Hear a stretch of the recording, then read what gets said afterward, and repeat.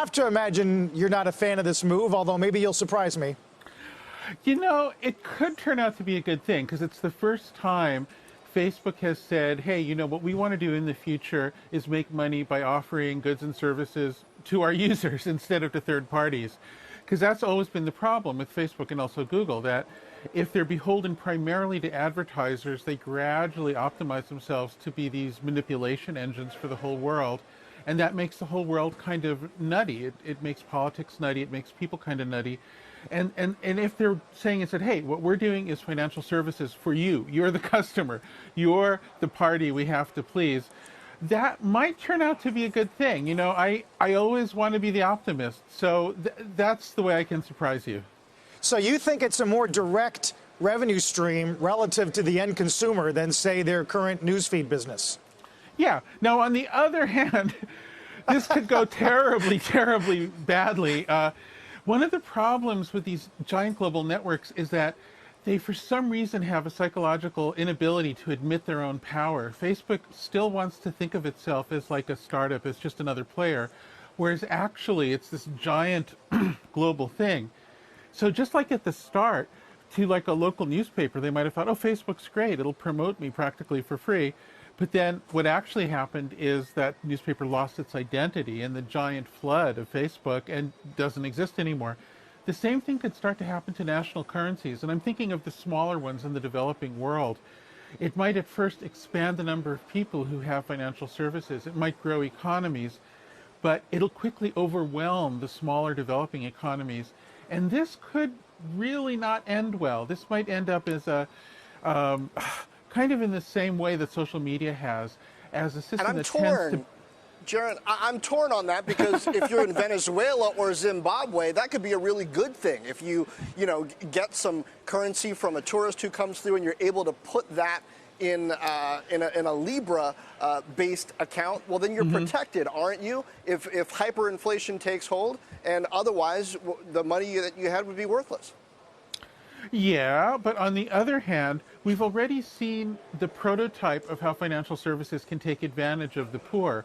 We have payday lending places, we have furniture rental places that are abusive, and many, many other scams. And you could start to see these things become practically built into the developing world, keeping them down in the long term. So, you know, this thing is such a double-edged sword, and it's going to so much be in the details. And right now, one of the things I dislike about it is I don't feel like it's being presented with complete honesty. On the one hand, there's this idea, well, we've set up this nonprofit, it's going to be decentralized, we're using blockchain. But on the other hand, hey, it's a subsidiary. You know, like, well, what is it? It's the Android playbook, isn't it? I mean, Google kind of created Android, and it was out there in open source, but the only practically usable version of Android for most people has Google mobile services on top of it. So if you really want to build a business on top of Android, you need Google. Might this be similar? Yes, Libra is out there and it's part of this consortium, but Facebook is positioning itself with Calibra to really be at least in the pole position for building business on top of this, right? Yeah, sure, of course, of course. In principle, I don't mind companies doing things for customers. I don't mind big companies doing things for a lot of customers. So the Android, this freemium thing you're talking about is not necessarily a terrible thing. What I think is confusing is when the customer isn't really the customer. That's what really upends markets and capitalism and the world. But this thing, you know, another screwy thing about this is it's calling itself a cryptocurrency, but actually, in practice, it's putting all of the special qualities of cryptocurrencies off for some hypothetical future date. It could start as it is without being a cryptocurrency.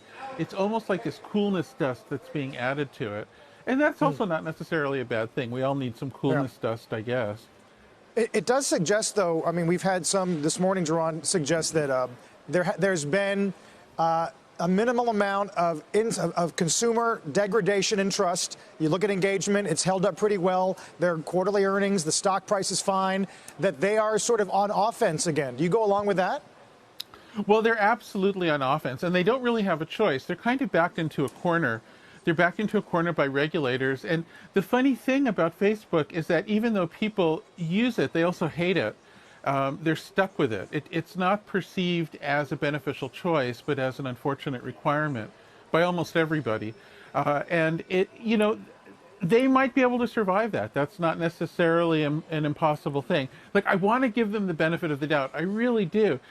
The problem with Facebook is that it doesn't perceive itself honestly. It seems to continuously be shocked at its own security breaches. It seems to be shocked at its own policy failures. It doesn't seem to have an ability at self-assessment. And that's what I really want to look for. I want to see that kind of maturity, and we just haven't seen it yet.